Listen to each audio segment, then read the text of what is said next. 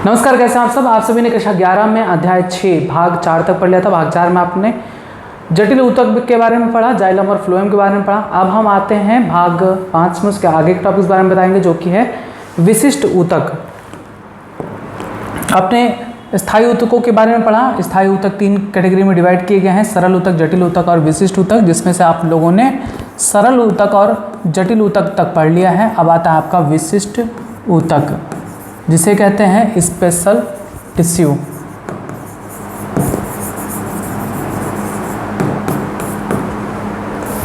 विशिष्ट ऊतक क्या होता है?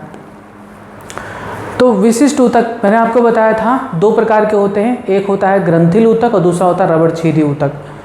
ग्रंथिल ऊतक और रबड़छिरी ऊतक ये दोनों पौधों में विशेष प्रकार के कार्य करते हैं।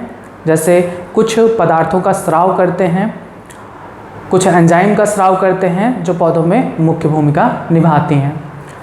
यानी विशिष्ट ऊतक क्या होते हैं? यह ऊतक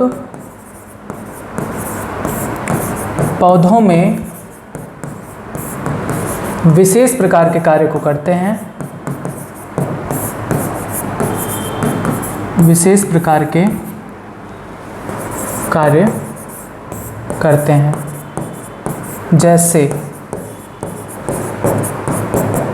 गोंद यानी गम, रेजिन,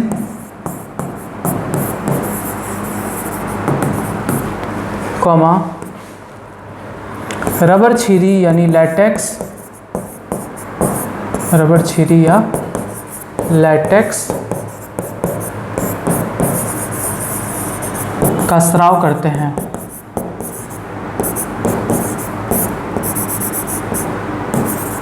स्राव करते हैं। ठीक, कितने प्रकार के होते हैं विशिष्ट ऊतक? 2 प्रकार के। कौन कौन से? एक होता है ग्रंथिल ऊतक और दूसरा होता है रबड़छिरी ऊतक। तो सबसे पहले हम देखें कि ग्रंथिल ऊतक क्या होता है। पहला ग्रंथिल ऊतक, जिसे कहते हैं ग्लैंडुलर टिश्यू। शब्द से ही क्लियर है, ग्लैंडुलर यानी ये ग्रंथि वाले ऊतक हैं। इनकी कोशिकाएं ग्रंथि युक्त होंगी। तो ग्रंथि होंगी तो जरूर किसी न किसी पदार्थ का स्राव करती होंगी।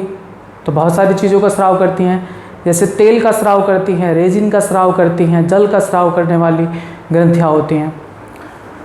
अब ये भी 2 प्रकार की होती हैं। एक बाह्य ग्रंथियाँ होती हैं, एक अंतः ग्रंथि होती हैं। बाह्य ग्रंथि जो अपने पदार्थ को पौधे के बाहर सिक्रीट करती हैं, उन्हें बाह्य ग्रंथियाँ कहते हैं।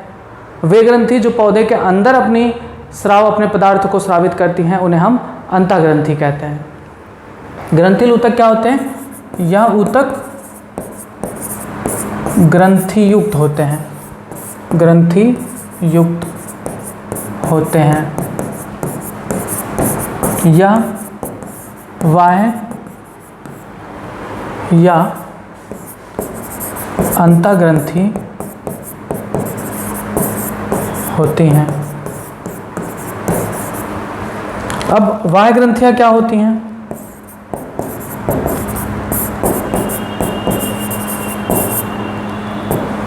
External gland. तो बाह्य ग्रंथियाँ कहाँ पाई जाती हैं? पौधों के बाह्य त्वचा पर। पौधे की जो बाह्य त्वचा एपिडर्मिस होती हैं, उन पर बाह्य ग्रंथियाँ पाई जाती हैं। कभी कभी कुछ पौधों में देखेंगे तो बाह्य त्वचा पर, उनके बाह्य त्वचा पर रोम पाए जाते हैं, हेयर्स पाए जाते हैं। उन हेयर्स के ऊपर भी ये ग्रंथियाँ पाई जाती हैं। तब वहाँ पर उन ग्रंथियों को ग्रंथिल रोम कहते हैं, ग्लैंडुलर हेयर्स कहते हैं। अब अलग अलग पौधों में इन ग्रंथिल ग्लैंड का काम भी अलग अलग होता है, ग्रंथिल ऊतक का।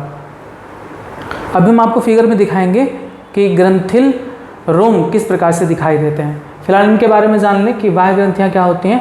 तो बाह्य ग्रंथि पौधे के बाह्य त्वचा पर पाई जाती हैं, पौधे की बाह्य त्वचा यानी एपिडर्मिस पर पाई जाती हैं।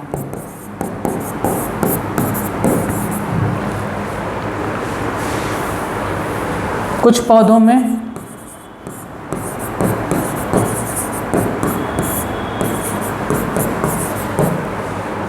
पौधों में ये ग्रंथियां या ग्रंथियां बाह्य त्वचा पर उपस्थित अनेक छोटे छोटे रोमों पर होती हैं। रोम मतलब हेयर्स पर होती हैं। ऐसी ग्रंथियों को कहते हैं, ऐसी ग्रंथियों को ऐसी रोमों को, ऐसी रोमों यानी हेयर्स को ग्रंथिल रोम यानी ग्लैंडुलर हेयर्स कहते हैं। ग्लैंडुलर हेयर्स कहते हैं। कहाँ पाई जाती हैं? तंबाकू वगैरह में। तंबाकू चित्रक, जिसे पल्मैगो भी कहते हैं,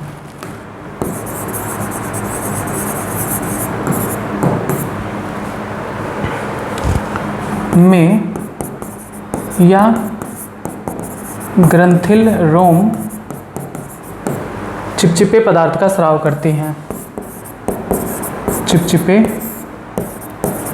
पदार्थ का स्राव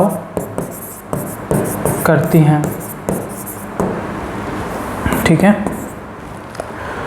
मकरंद आपने सुना होगा, नेक्टर ग्लैंड। तो मकरंद ग्रंथियां भी बाह्य ग्रंथियां होती हैं। यह भी इंपॉर्टेंट पॉइंट है, नोट कर लीजिए। मकरंद ग्रंथियां जो होती हैं वह बाह्य ग्रंथियां होती हैं। Nectar gland is a external gland. मकरंद ग्रंथियां भी बाह्य ग्रंथियां होती हैं।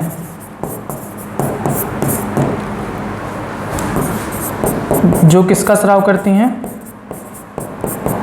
मकरंद का स्राव करती हैं। मकरंद यानी नेक्टर का स्राव करती हैं। ये हो गया। नेक्स्ट, कीटभक्षी पौधों में अंतःग्रंथियां, बाह्य ग्रंथियां, अभी बाह्य ग्रंथियां चल रहा है ना, में बाह्य ग्रंथियां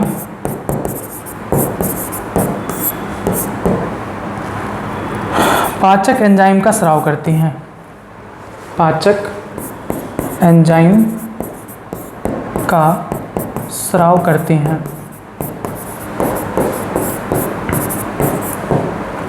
इतना पॉइंट था बाह्य ग्रंथि के बारे में। ये सब चीज़ें याद करने वाली ही हैं, कुछ समझने वाला नहीं, क्योंकि कोई प्रोसेस नहीं है बाबू। हर ऊतक का नाम, कोशिका का नाम आपको बताया जाएगा, उनका कार्य क्या है यही बताना जाएगा। तो इनमें सारी चीज़ें आपको याद ही करनी पड़ेंगी। तो आपने जाना विशिष्ट ऊतक क्या होती हैं। वह ऊतक जो पौधों में विशेष प्रकार के कार्य को करती हैं, जैसे गोंद, रेजिन, रबर, छीरी यानी लैटेक्स का स्राव करना। अब इनमें भी दो प्रकार की होती हैं, बाह्य ग्रंथियाँ और अंतःग्रंथियाँ। बाह्य ग्रंथियों के बारे में आपने जाना कि बाह्य ग्रंथियाँ पौधे के बाह्य त्वचा पर पाई जाती हैं। कुछ पौधों में यह बाह्य त्वचा पर उपस्थित अनेक प्रकार के रोमों पर स्थित होती हैं, जिन्हें ग्रंथिल रोम कहते हैं। जैसे तंबाकू चित्रक में, इनमें ये ग्रंथिल रोम चिपचिपे पदार्थ का स्राव करती हैं। मकरंद भी एक बाह्य ग्रंथि है जो अंडाशय के चारों तरफ पाया जाता है और जो मकरंद का स्राव करता है। यहाँ पर एक पॉइंट और बढ़ा लीजिएगा, मकरंद ग्रंथियाँ कहाँ पाई जाती हैं, अभी दिखाएंगे फिगर में आपको। मकरंद ग्रंथियाँ अंडाशय यानी ओवरी के चारों ओर पाए जाते हैं, चारों ओर पाए जाते हैं। अब देखिए, आप सोच रहे होंगे कि अंडाशय तो इंटरनल स्ट्रक्चर होता है, तो अंदर पाई जाती होंगी, इसी वजह से इसे अंतःग्रंथि कहते हैं। नहीं, अंतःग्रंथि नहीं होता, मकरंद ग्रंथि बाह्य ग्रंथि कहलाता है, क्योंकि कुछ पौधों में पत्तियों के बाह्य भाग में यह पाया जाता है। और कीटभक्षी पौधों में बाह्य ग्रंथियाँ जो होती हैं वो पाचक एंजाइम का स्राव करती हैं। बस इतना हो गया बाह्य ग्रंथि के बारे में। इसके बाद आता है अंतःग्रंथि, यानी इंटरनल ग्लैंड। अब बाह्य अंतःग्रंथियाँ क्या होती हैं? तो अंतःग्रंथियाँ ऐसी ग्रंथियाँ होती हैं जो अपने पदार्थ का स्राव पौधे के अंदर करती हैं, यानी यह ग्रंथियाँ अपने पदार्थों का स्राव पौधे के अंदर करती हैं, पौधे के अंदर करती हैं। यह अनेक प्रकार की होती हैं, अनेक प्रकार की होती हैं। कौन कौन सी? जैसे तेल ग्रंथियाँ,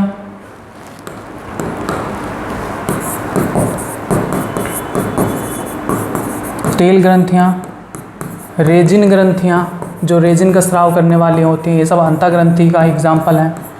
उसके बाद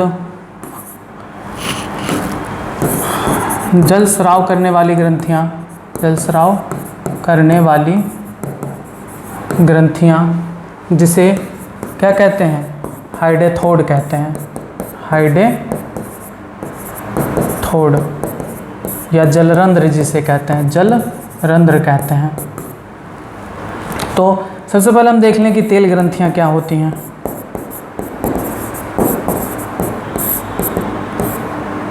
ऑयल ग्लैंड।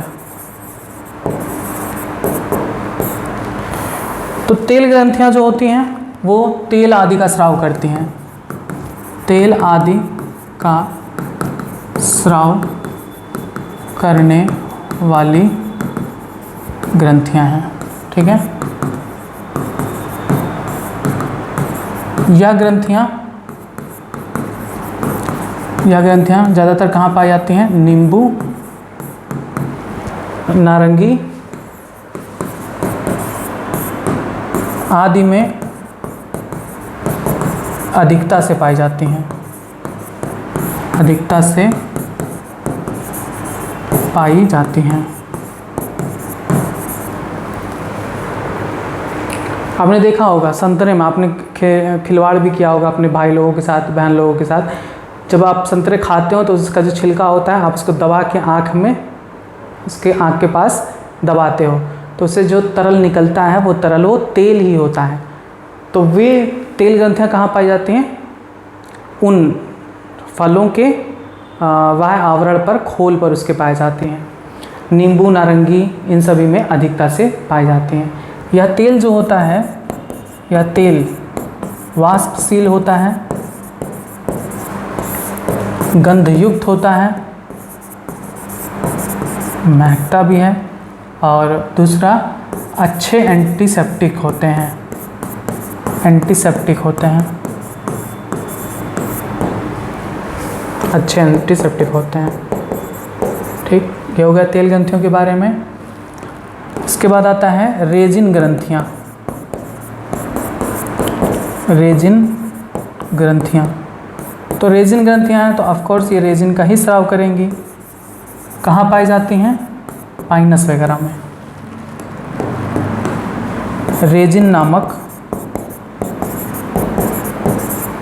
रासायनिक पदार्थ का स्राव करने वाली ग्रंथियाँ। ठीक है, रेजिन पौधे के अंदर, रेजिन नलिकाओं में भरा होता है, नलिकाओं में भरा होता है, जैसे पाइनस में।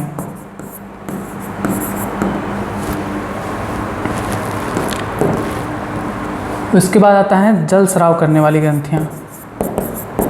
जल स्राव करने वाली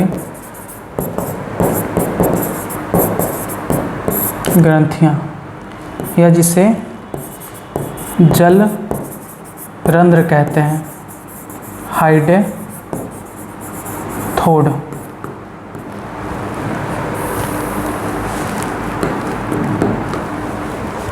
जल स्राव करने वाली ग्रंथियां, या जिसे हम जलरंध्र हाइडेथोड कहते हैं, ये कहाँ पाई जाती हैं?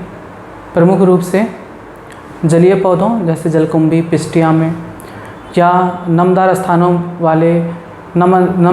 पर पाए जाने वाली साग जैसे टमाटर, अरवी, इन सभी में पाई जाती हैं। जलरंध्र पत्ती के किनारे पर, उनके सिरों पर पाई जाती हैं, पत्ती के किनारे उनके सिरों पर पाई जाती हैं। यहाँ पर ये कोशिकाएं जो होती हैं वो जीवित कोशिकाएं होती हैं। जीवित कोशिकाओं का समूह होता है। उन कोशिकाओं के बीच बीच में जो अंतराकोशिकीय स्थान होते हैं उसमें जल भरे होते हैं। ये कोशिकाएं एपिथेम कहलाती हैं, एपिथेम कहलाती हैं। वे कोशिकाएं जिनमें जल भरा होता है, जिनके आसपास जो अंतराकोशिकीय स्थान होता है उनमें जिनमें जल भरा होता है, उन कोशिकाओं को एपिथेम कोशिकाएं कहते हैं।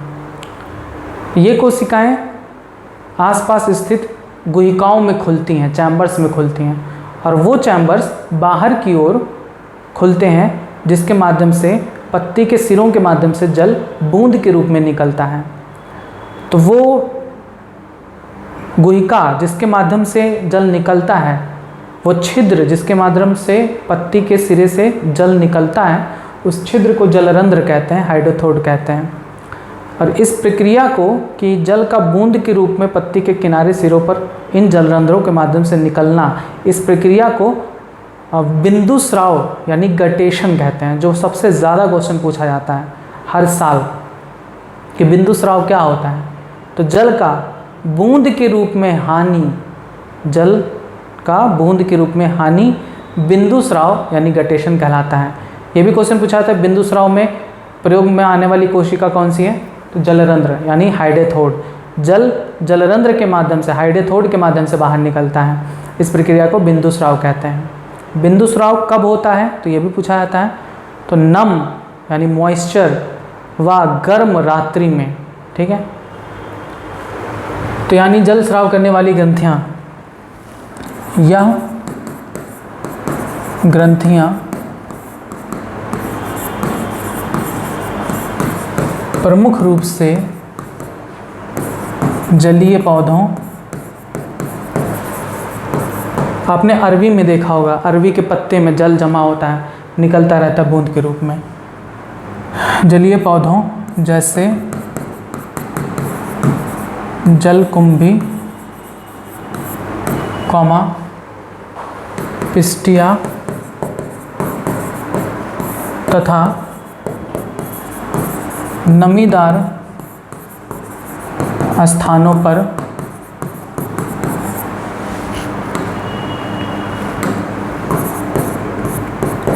उगने वाले पौधे जैसे टमाटर, अरवी आदि में पाए जाते हैं। यह पत्तियों के सिरों के किनारे होते हैं।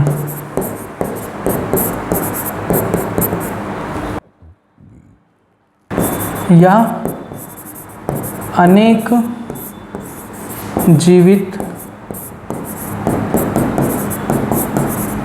कोशिकाओं का समूह है जिनके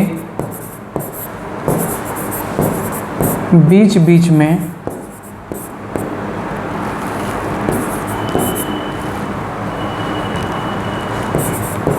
जल से भरी अंतःकोशिकीय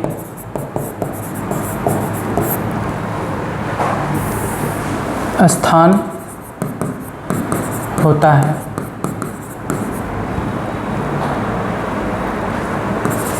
इन कोशिकाओं को क्या कहते हैं? इन कोशिकाओं को एपिथेम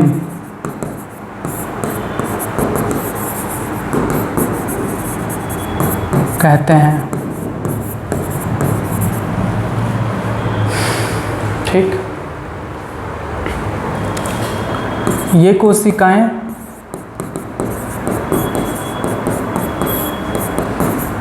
एक या दो गुहिकाओं में खुलती हैं। गुहिकाओं यानी चैम्बर्स में खुलती हैं तथा यह गुहिका बाहर छिद्र के रूप में खुलती है। यही जो छिद्र है वो क्या कहलाता है? जलरंध्र। यही छिद्र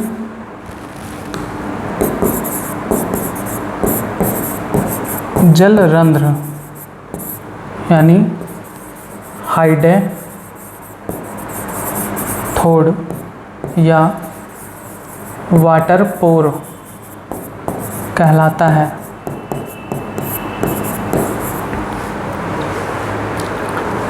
जलरंध्र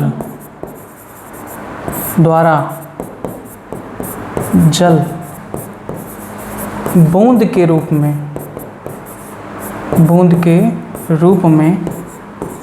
बाहर निकलता है।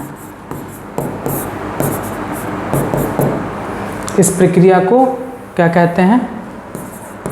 बिंदुस्राव। इस प्रक्रिया को बिंदुस्राव कहते हैं, यानी गटेशन। गटेशन कहते हैं। इस प्रक्रिया में जल के साथ उत्सर्जी पदार्थ भी बाहर निकलते हैं। उत्सर्जी पदार्थ भी बाहर निकलते हैं। बिंदुस्राव कब होता है? तो बिंदुस्राव प्रमुख रूप से नम व गर्म रात्रि में होता है। बस ये था विशिष्ट ऊतक के बारे में कि विशिष्ट ऊतक क्या होते हैं। ऐसे ऊतक जो पौधे में विशेष प्रकार के कार्य करते हैं, जैसे गोंद, रेजिन या रबड़ छीरी पदार्थों को मुक्त करते हैं। इसमें दो आते हैं, ग्रंथिल ऊतक और रबड़ छीरी ऊतक, जिसमें से आपने ग्रंथिल ऊतक के बारे में पढ़ा। ग्रंथिल ऊतक क्या होते हैं? ऐसे ऊतक जो ग्रंथि युक्त होते हैं। ये दो प्रकार के हो सकते हैं, बाह्य या अंतः। बाह्य ग्रंथियों के बारे में आपने पढ़ा कि बाह्य ग्रंथियाँ क्या होती हैं? पौधे में बाह्य त्वचा पर स्थित होती हैं। बाह्य ग्रंथियाँ पौधे पर बाह्य त्वचा पर स्थित होती हैं। कुछ पौधों में यह ग्रंथियाँ बाह्य त्वचा पर उपस्थित अनेक छोटे छोटे रोमों पर होती हैं, जिन्हें ग्रंथिल रोम यानी ग्लैंडुलर हेयर कहते हैं। तंबाकू चित्रक में यह ग्रंथिल रोम चिपचिपे पदार्थ का स्राव करती है। मकरंद ग्रंथियाँ जो होती हैं वो भी बाह्य ग्रंथि होती हैं जो मकरंद का स्राव करती हैं। मकरंद ग्रंथियाँ अंडाशय के चारों ओर पाई जाती हैं। अभी फिगर में आपको दिखाएंगे। कीटभक्षी पौधों में बाह्य ग्रंथियाँ पाचक एंजाइम का स्राव करती हैं, जिसकी मदद से कीटभक्षी पौधे कीटों को डाइजेस्ट करती हैं। इंटरनल ग्लैंड क्या होता है? यानी अंतःग्रंथि ऐसी ग्रंथियाँ जो अपने पदार्थों का स्राव पौधे के अंदर करती हैं। ठीक, ये भी अनेक प्रकार की होती हैं, जैसे तेल ग्रंथियाँ, रेजिन ग्रंथियाँ, जल स्राव करने वाली ग्रंथियाँ। तेल ग्रंथियाँ तेल का स्राव करती हैं, जैसे नींबू, नारंगी में अधिकता से पाई जाती हैं। तेल वाष्पशील गंधयुक्त और एंटीसेप्टिक का कार्य करता है। रेजिन ग्रंथियाँ रेजिन का स्राव करती हैं, जैसे पाइनस में। जल स्राव करने वाली ग्रंथियाँ जिन्हें हम हाइडेथोड कहते हैं, वो जलीय पौधों जैसे अजलकम्बी आप पुष्टियों में पाया जाता था। नमीदार स्थानों पर पाए जाने वाले पौधे जैसे टमाटर, अरबी में पाए जाते हैं। अरबी में आपने ज़रूर देखा होगा, सुबह के समय में या रात्रि के समय में, सायंकाल में आपने देखा होगा कि उसकी पत्ती से बूंद के रूप में जल निकलता है, तो वह प्रक्रिया बिंदु स्राव कहलाती है। ठीक, हाइड्रोथोड की मदद से बिंदु स्राव की प्रक्रिया होती है। आइए इन सभी चीज़ों को हम आपको फिगर में दिखाने की कोशिश करते हैं। देखिए, अभी मैंने आपको बताया था कि कुछ पौधों में बाह्य त्वचा पर पाई जाने वाली रोम पर ग्रंथियाँ पाई जाती हैं। ऐसे रोमों को ग्रंथिल रोम कहते हैं। तो ये आप देख रहे हैं छोटे छोटे हेयर्स जो निकले होते हैं तनों पर, वे ग्रंथिल रोम यानी ग्रैंडुलर हेयर्स कहलाते हैं, जिनसे चिपचिपे पदार्थों का स्राव होता है तंबाकू और चित्रक में। उसके बाद मैंने आपको बताया कि मकरंद ग्रंथियाँ भी बाह्य ग्रंथियाँ होती हैं।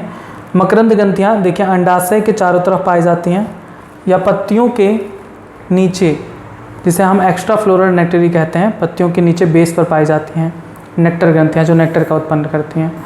फिर आपको मैंने बताया तेल ग्रंथियाँ। तेल ग्रंथियाँ जो अंतः ग्रंथियाँ होती हैं, वे नारंगी यानी संतरे में, नींबू में पाई जाती हैं, उनके छिलकों में। देखिए छिलके में ऑयल ग्लैंड्स पाई जाती हैं जिनको दबाने पर तेल निकलता है। ठीक, ये है। फ्लेविडो ऑयल ग्लैंड्स पिगमेंट जो उनके छिलके में होता है नींबू के। उसके बाद हाइडेथोड को देखिए, तो हाइडेथोड यानी पत्ती में से, पत्ती के सिरों से जलरंध्र द्वारा, हाइडेथोड द्वारा जल का बूंद के रूप में निकलना बिंदु स्राव यानी गटेशन कहलाता है। और ये आपकी पूरी प्रक्रिया दी गई है। यहाँ पर आपको इसके सिरे का कोशिकाएं दिखाई गई हैं, जिनमें से एक पोर जो दिखाया गया है, ये वाटर कैविटी वाला पोर है। इसी पोर को क्या कहते हैं? हाइडेथोड कहते हैं, जिसके माध्यम से जल बूंद के रूप में बाहर निकलता है। ये देखिए, ये सारे के सारी कोशिकाएं क्या कहलाती हैं? एपिथेम कोशिका कहलाती हैं। अब यहाँ पर दिखाया गया है बिंदु स्राव। कुछ पत्तियों में बिंदु स्राव, जल का बिंदु के रूप में, जल का बूंद के रूप में पत्तियों से बाहर निकलना क्या कहलाता है? बिंदु स्राव यानी गटेशन कहलाता है। बस यहाँ तक आपने जान लिया। अब इसके बाद विशिष्ट ऊतक में आता है रबर छीरी ऊतक यानी लैक्टिफेरस टिश्यू। आइए अब देखते हैं विशिष्ट ऊतक में दूसरा प्रकार, जो कि है रबर छीरी ऊतक। रबर छीरी ऊतक जिसे कहते हैं लैटिसिफेरस टिश्यू।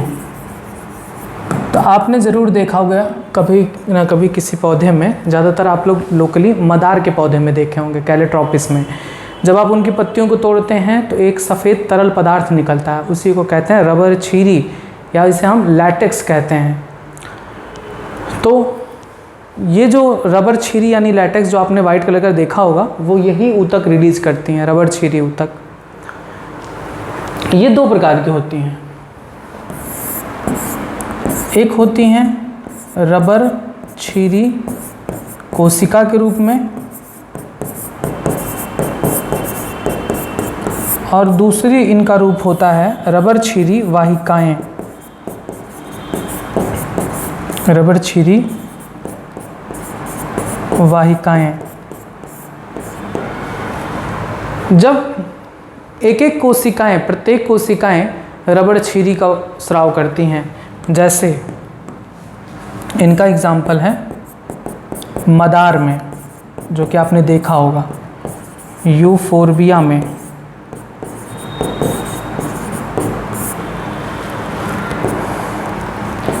पीपल में, बरगद में। इन सभी पौधों में रबर छीरी कोशिकाएं पाई जाती हैं, जिनमें कोशिकाएं ही रबर छीरी का स्राव करती हैं। रबर छीरी वाहिकाओं में क्या होता है कि इनमें कोशिकाएं मिलकर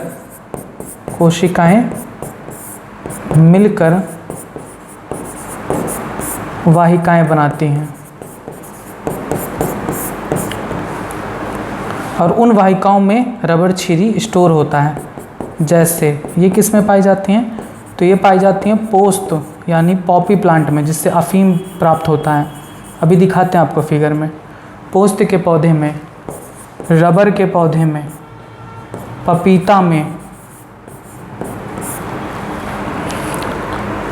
इन सभी में पाए जाते हैं। इसमें एक एग्जांपल और नोट कर लीजिए, कनेर यानी नेरियम जिसे कहते हैं।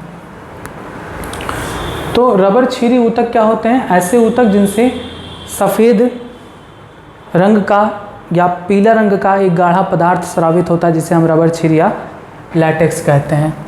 तो यह रबर छीरी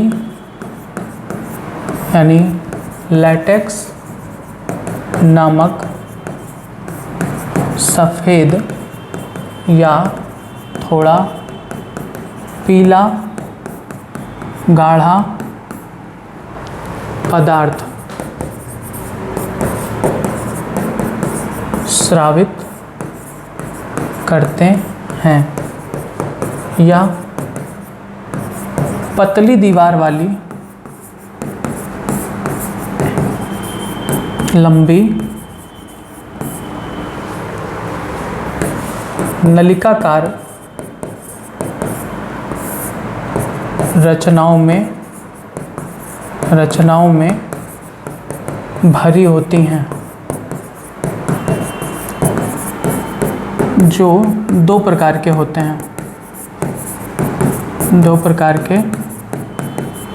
हैं। कौन कौन से? रबर छीरी कोशिकाएं, जिन्हें एक और नाम से जाना जाता है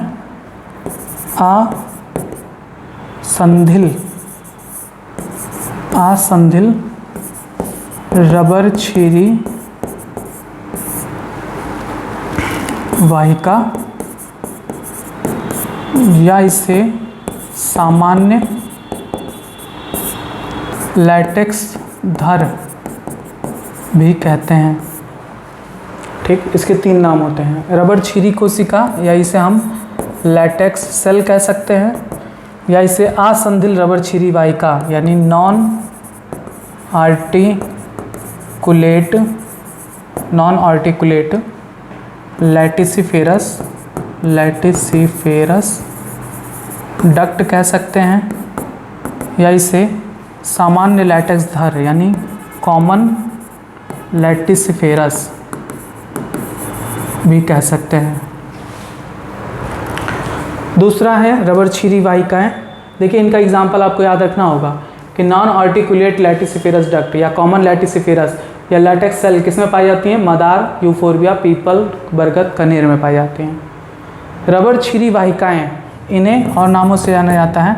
इन्हें संधिल रबर छीरी वाहिका,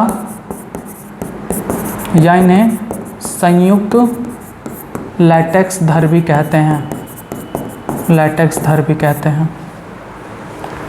इसे इंग्लिश में लैटेक्स वेसल कहते हैं, या इसे आर्टिकुलेट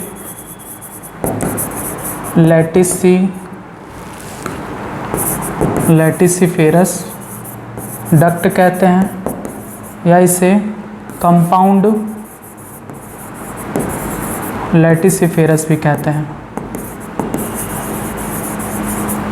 ये किस में पाया जाता है?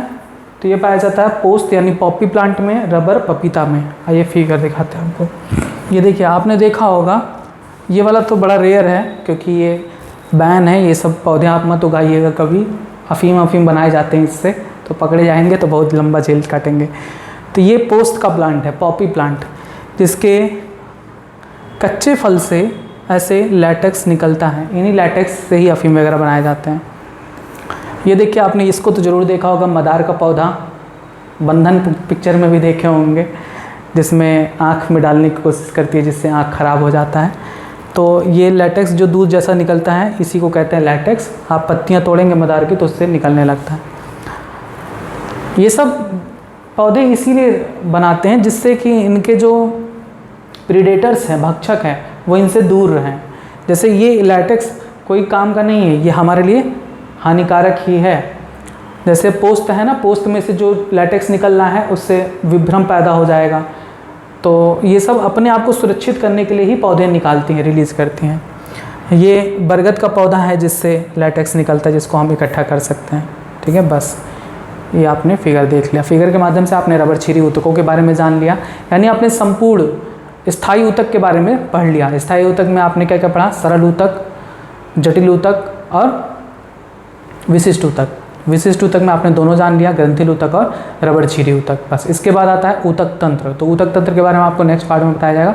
तब तक आप जुड़े रहे यूट्यूब चैनल बायोलॉजी इन हिंदी के साथ। धन्यवाद।